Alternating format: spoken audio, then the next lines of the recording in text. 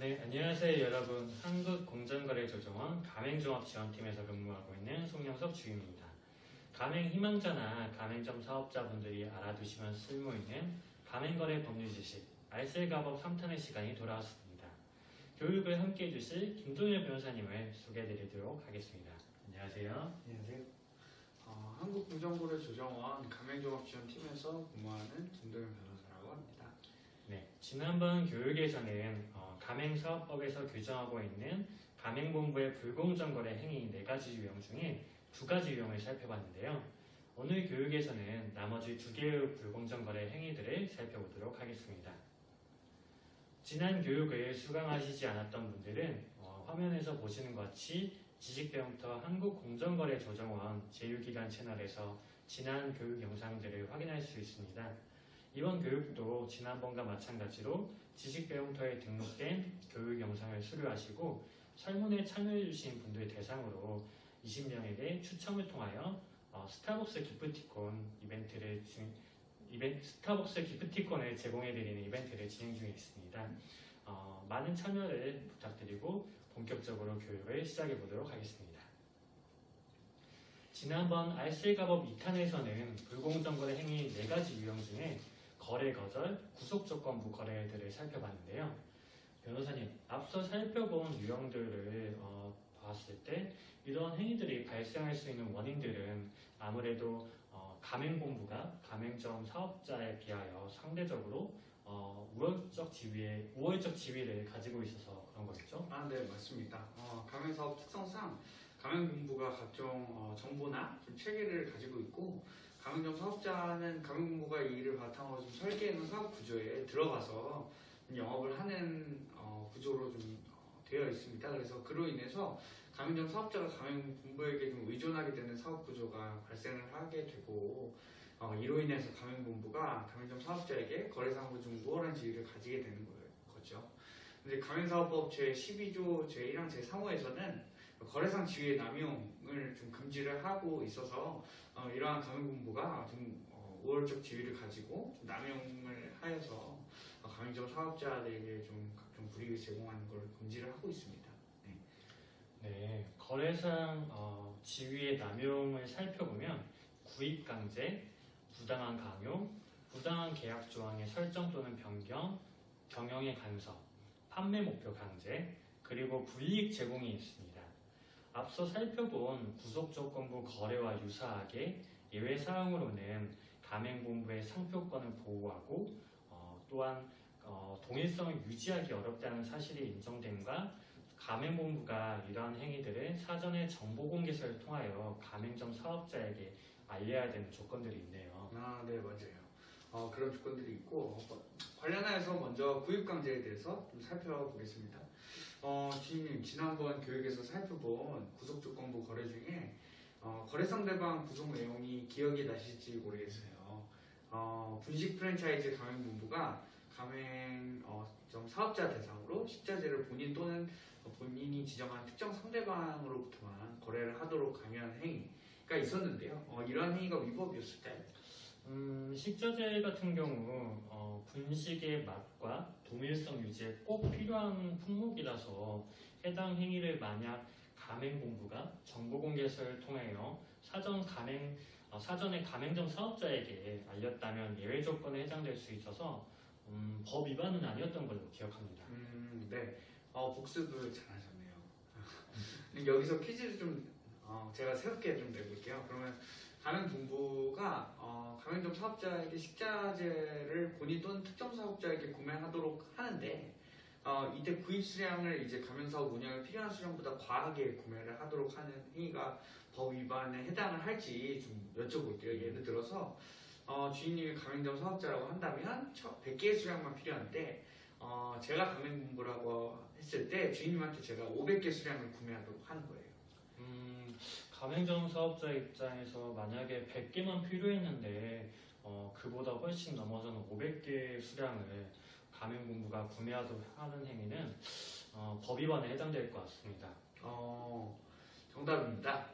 앞선 상황은 이제 거래상 지위 남용 중에 구입강제 유형에 해당을 합니다. 그래서 가맹본부의 구입강제란 가맹점 사업자에게 가맹사업의 경영과 무관하거나 아니면 그 경영에 필요한 양을 넘는 상품, 용역, 원부재료 이런 것들을 구입 또는 임차하도록 강제하는 행위를 말합니다.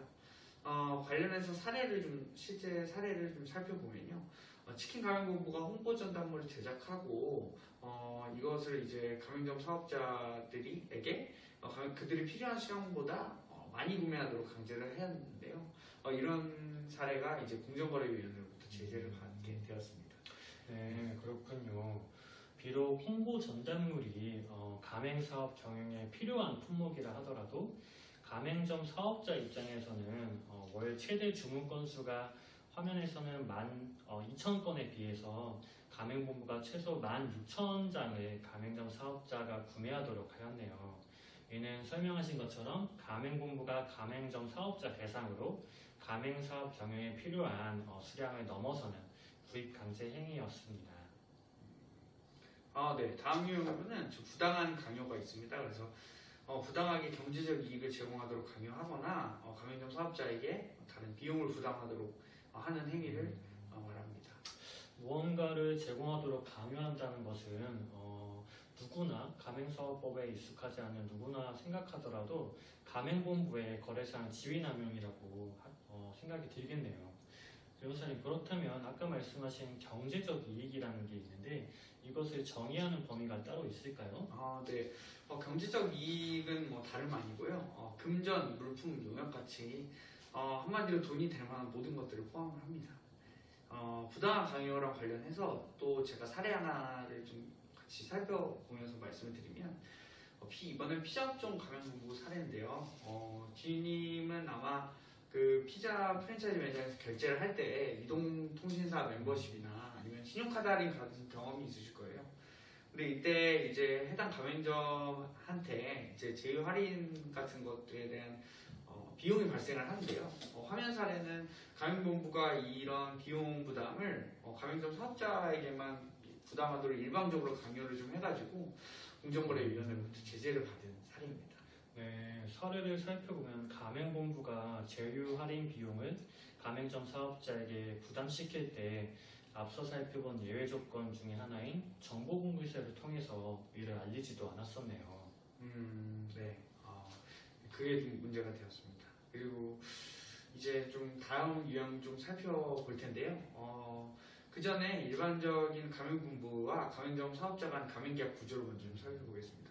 보통 가맹본부와 가맹점 사업자분들이 일정 기간 계약 기간 정해놓고 그 기간 종료 이후에는 수차례 계약을 갱신하는 방식으로 계속적으로 계약 관계 유지를 합니다. 그러니까 예를 들어서 가맹본부인 저와 가맹점 사업자인 주인님이 가맹계약을 체결한다고 치면 이제 2021년 1월 1일부터 2031년 12월 31일까지 이렇게 10년으로 길게 한다기보다는 2021년 1월 1일부터 예를 들어서 2024년 12월 31일까지 계약기간 일단 정해놓고 계약기간 종료가 임박하면 그때 이제 1년 단위, 2년 단위로 계약을 이제 같거나 비슷한 내용으로 매년 혹은 또 2년에 한 번씩 갱신을 하는 거죠.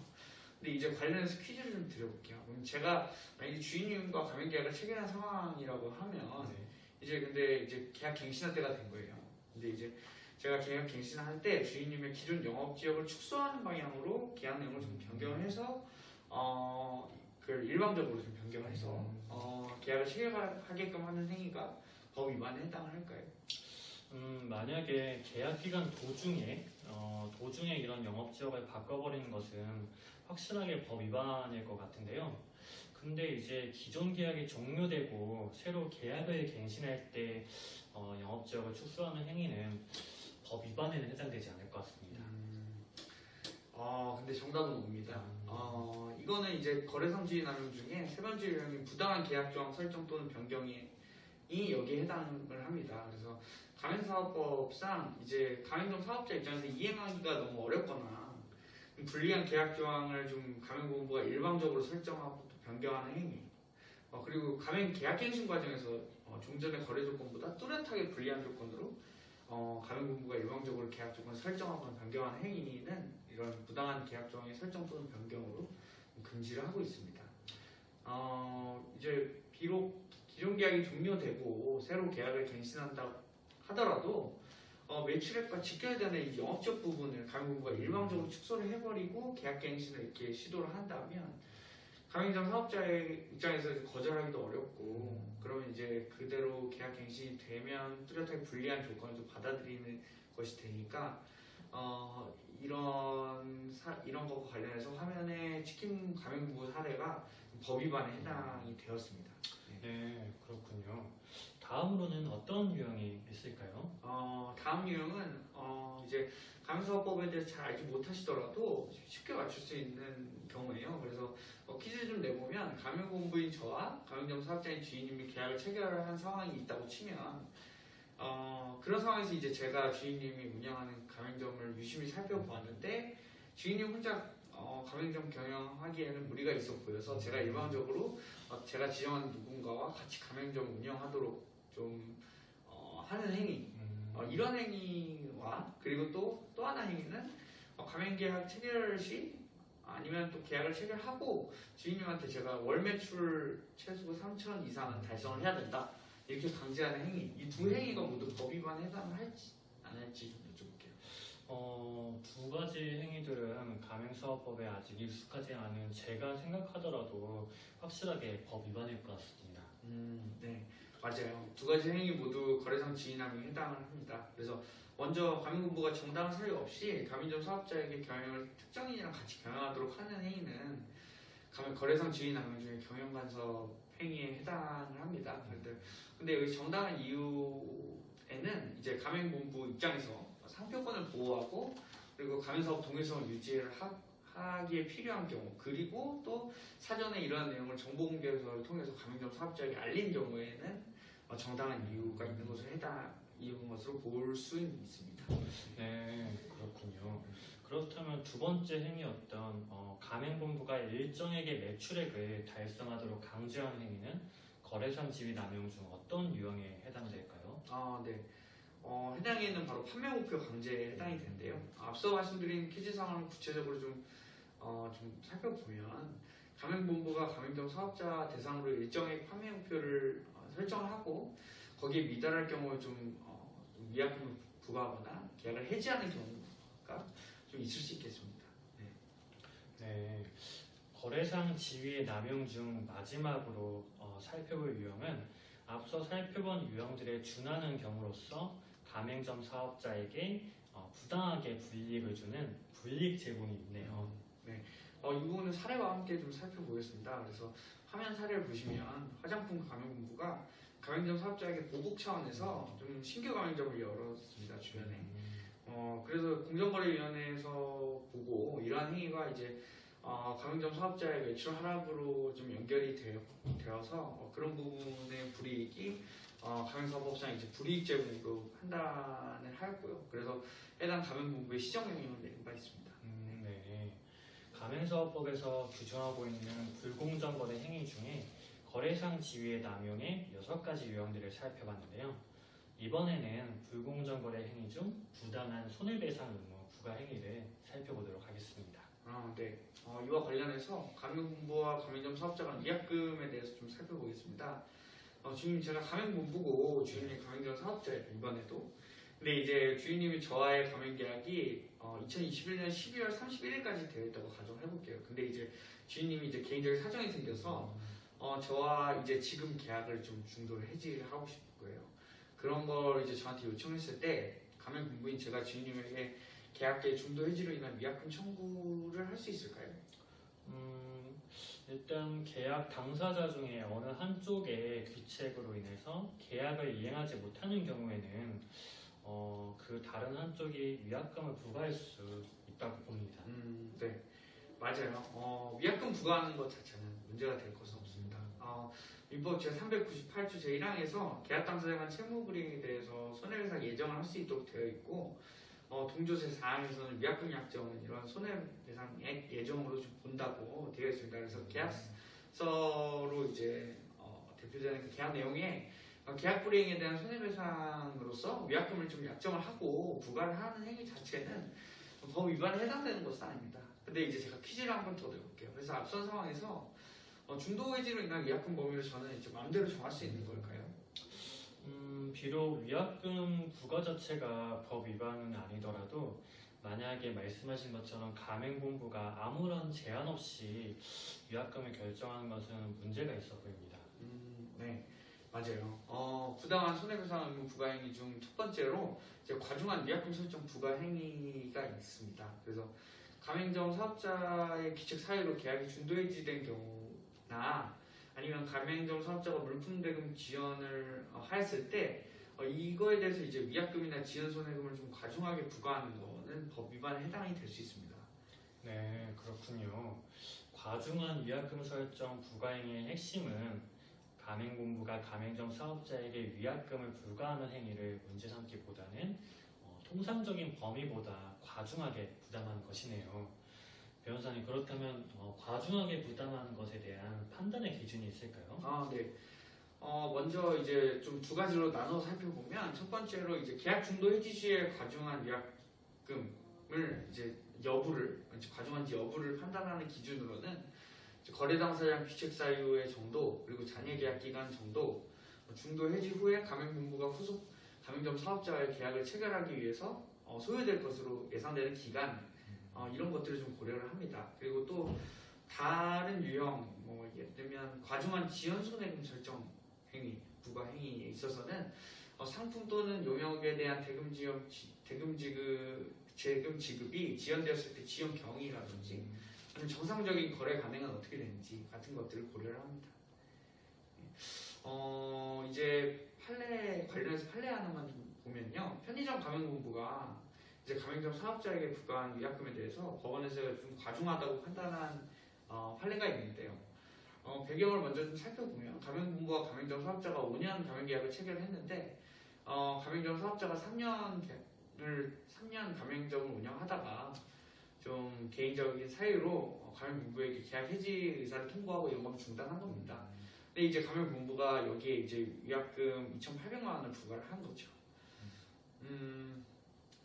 네, 판례를 보면 법원에서는 가맹본부가 부과한 위약금이 좀 과중하다고 생각되어 위약금 감경을 판결하네요. 어떤 측면에서 위약금 감경의 판결이 나온 걸까요? 네.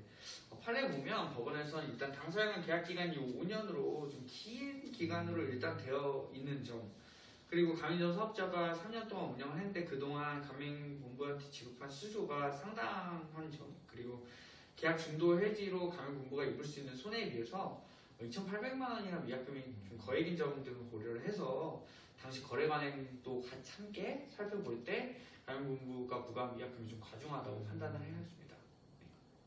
다음 퀴즈 또 바로 드리면요.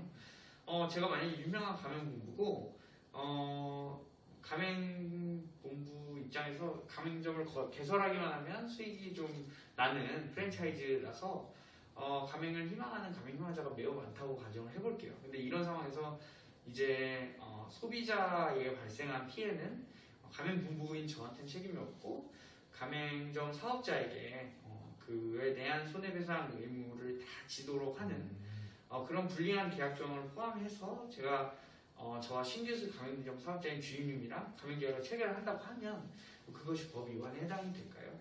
예를 들어서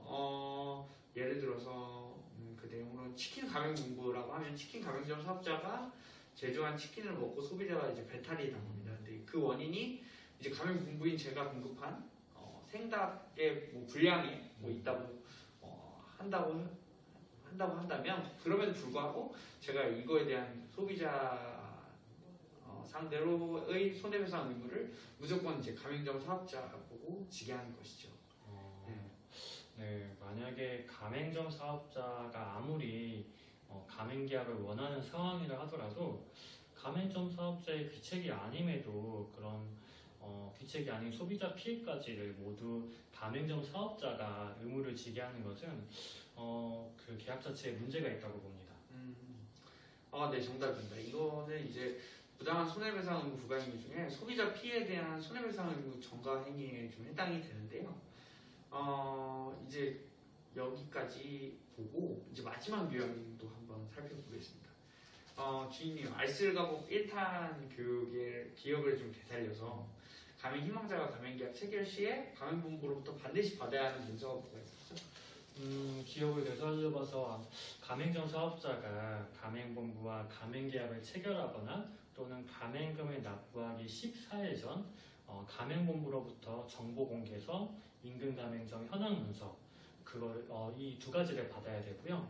만약 가맹본부가 중소기업이 아니거나 운영하는 가맹점 수가 100개 이상인 경우에는 예상매출액 산정서를 받아야 된다고 생각합니다. 맞습니다. 주인님이 가맹점 사업자라고 하면, 그리고 제가 가맹본부라고 하면, 저에게 주인님은 이제 정보공개서, 임금 가맹점 현황문서, 예상매출 산정서를 모두 받아야 하고, 그걸 다 받았다는 가정하에 좀 퀴즈를 내고 있습니다. 저와 주인님이 이제 올해 예를 들어서 8월에 3년으로 이제 편의점 가맹 계약을 체결을 한 거예요.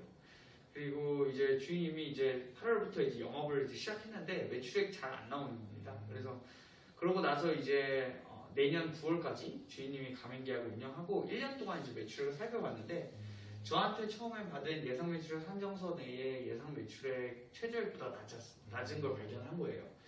예를 들어서 뭐 거기에는 이제 연매출 최저 3천만 원, 최고 8천만 원이라고 되어 있었는데 주인님 연매출은 뭐 2천만 원만 나온 거죠. 이런 경우에 주인님이 좀 매출액 저조의 사유로 계약을 좀 중도 해지를 할 때 제 가맹본부인 제가 주인님한테 영업위약금 쪽으로 좀 위약금을 부과를 할 수 있을까요? 아까 살펴본 위약금과 같이 가맹본부가 가맹점 사업자에게 위약금을 부과하는 것 자체는 문제되지 않을 것 같습니다. 네, 정답은 X입니다. 부당한 손해배상의무 부과 행위 중에 마지막으로 볼 부분이 이제 영업위약금, 부당한 영업위약금 부과 행위인데요. 이는 가맹점 사업자가 영업을 개시한 날의 다음 달부터 1년 동안 이제 평균 매출액이 가맹본부가 이제 제공한 예상 매출 최저액에 미달을 하는 경우에 가맹점 사업자가 이를 이유로 계약을 중도에 해지를 하면 가맹본부가 이제 가맹점 사업자에게 계약 해지에 따른 이제 기대이익 상실 이유로 한 위약금, 그러니까 이제 소위 말해 영업 위약금을 부과를 못하는 이제 규정이 있고 이를 위반할 경우에는 법 위반에 해당을 합니다. 근데 이제 다만 가맹점 사업자에게 어떠한 특별한 사정이 있는 경우에는 부과를 할 수 있는데요. 다 가맹점 사업자가 가맹계약을 위반을 하거나 아니면 가맹본부가 제시한 경영 반침을 미준수해서 평균 매출액이 그러한 예상 매출액보다 미달했을 때는 이러한 영업위약금 부과를 할 수 있고 법 위반에 해당되지 않습니다. 네. 지금까지 가맹점 사업자가 가맹점을 운영할 시 유의할 가맹본부의 불공정거래 행위들을 살펴봤는데요. 알쓸가법 3탄을 마치면서 저희는 다음 교육으로 찾아뵙도록 하겠습니다.